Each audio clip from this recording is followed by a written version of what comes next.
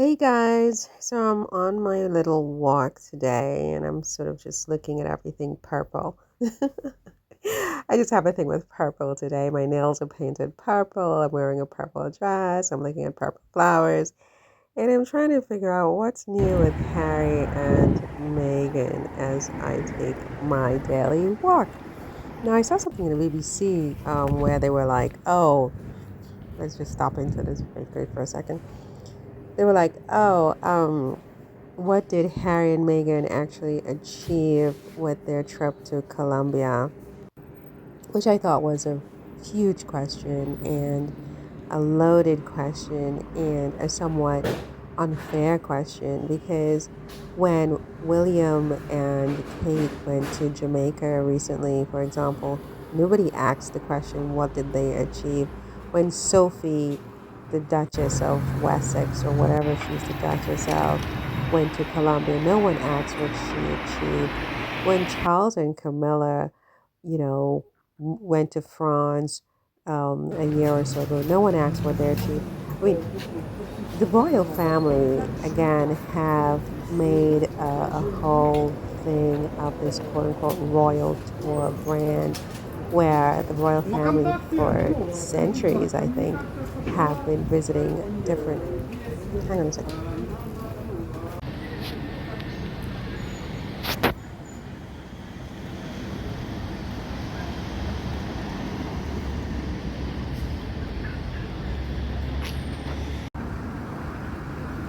Sorry about that. So, yeah, the royal family, they have been visiting different countries for centuries, and they go off on their trips, they have their fancy outfits, they have a red carpet treatment, they're, shepherded all over the country. People show up and wave.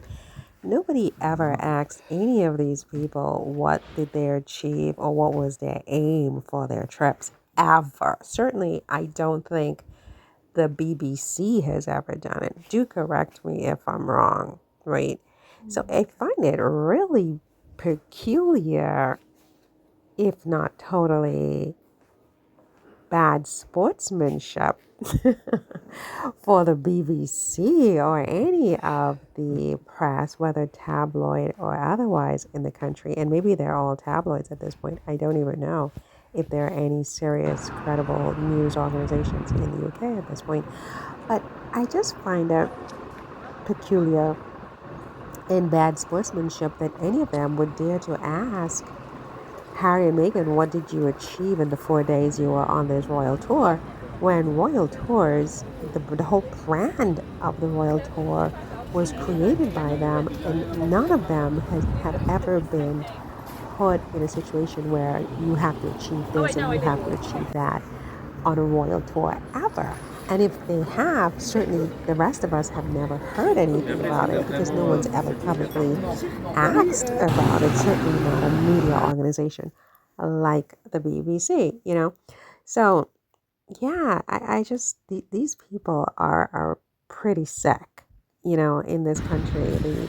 The media and the people that they cater to are pretty sick with this Harry and Meghan thing because, I mean, to be perfectly honest with you, if you ask me what did they achieve, I think one of the things that they achieved for me personally was shedding a light on a country in the world where human beings live, a country called Colombia that I crazy. Know absolutely nothing about because I've never visited, but I probably would say that based on everything I have heard from the media over the years or the course of my adult life, I assumed many things about a country like Colombia.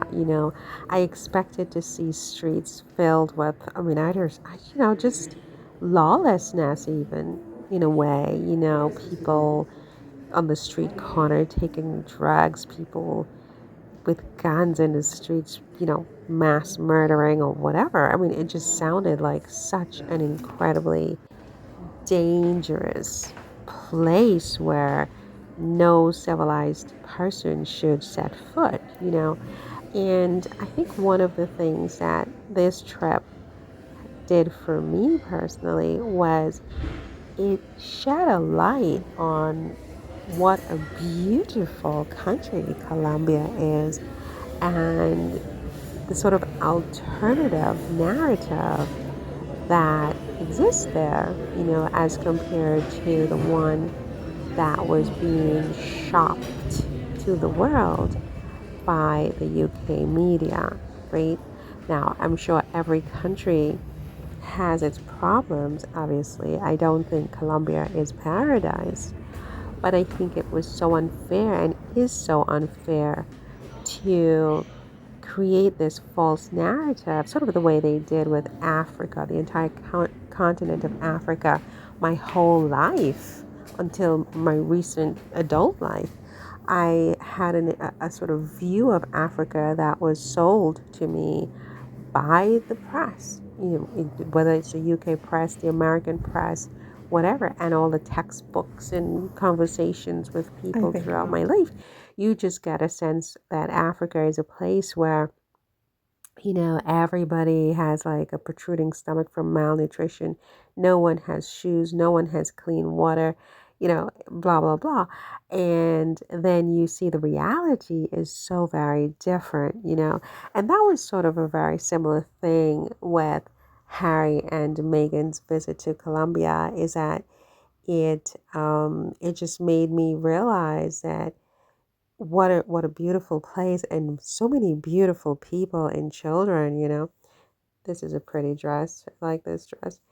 And it's just it's so different, and I think that I'm not really unique. I think other people who followed the visit would similarly have been surprised, some of these people who have never been to Colombia, and may even be sort of encouraged to visit Colombia as a consequence of watching this tour by Harry and Meghan. And so if you're asking what has it achieved, I think in terms of tourism, the same thing that the royal family claims it achieves for England, is it brings people into the country, because one of the ways, remember, that the royal family justifies itself and its relevance and its usefulness to the British people is that they make millions, if not billions, of dollars a year for the UK, because of the royal family. People visit the UK. People want to come to the UK, and so it's good for tourism. Well, guess what? I think that translates to Harry and Meghan as well. And I think that anywhere that Harry and Meghan go, it spotlights a whole sort of new light on this place. I mean, including Nigeria. I mean, who knew Nigeria had some of the things that Nigeria had, like, for example, polo and things like that? And, I certainly didn't. And I think that when Harry and Meghan visit these countries and make these quote unquote state visits, or quasi royal tours, or actual royal tours, or just tours, whatever you want to call it, it doesn't even matter at this point. I think it will be very, very good for tourism in that particular country. Do you agree with that, or do you disagree with that? This is one of Megan's favorite restaurants in Paris, by the way. It's Italian. Um, do you agree with that? Tell me in the comments if you agree that Meghan and Harry's visits to these countries will be really good for tourism. And so, as far as the BBC's question about, what was their aim? I mean, I'm sure that it wasn't necessarily about tourism. I'm sure, they have a whole other take on what their aim is and so on. But hang on a second, let's go into this store. Okay, so that was interesting. Okay, so listen, enough about that aspect. I mean, as I said, I think that Harry and Meghan achieved a lot, as much as can be reasonably expected, in 4 days, really.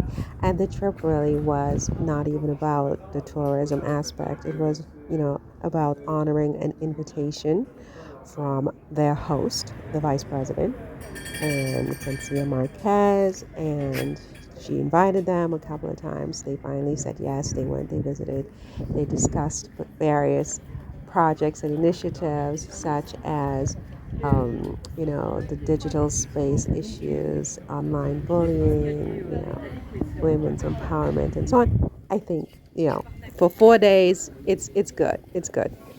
And that's it. So now what? So now I'm at the library, the Richelieu Library. It's quite famous in Paris. For one of the things that's most famous about it is this oval room where this huge room in the shape of an oval that people visit the library just to see this room. Really, it's quite big, and yeah, it's very interesting. So I thought I'd stop in today since I was in the area, and it's free to visit it if you're ever in Paris. So yeah, you should check it out.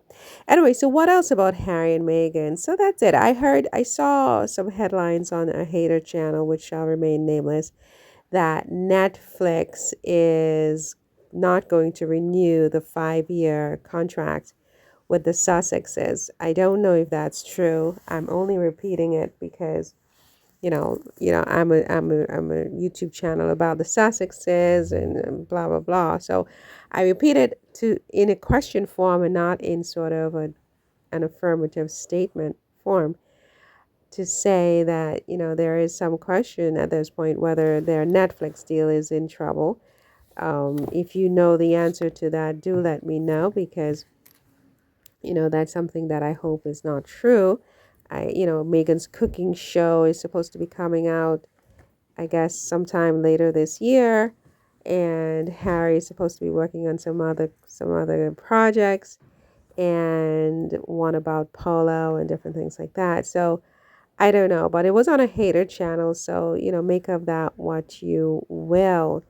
What else is going on with the Sussexes? Well, I also see that the British media still has a wasp up their knickers about the fact that they were banned. Harry apparently banned every single British media outlet, including the ones that are considered less offensive, such as the BBC and the Telegraph.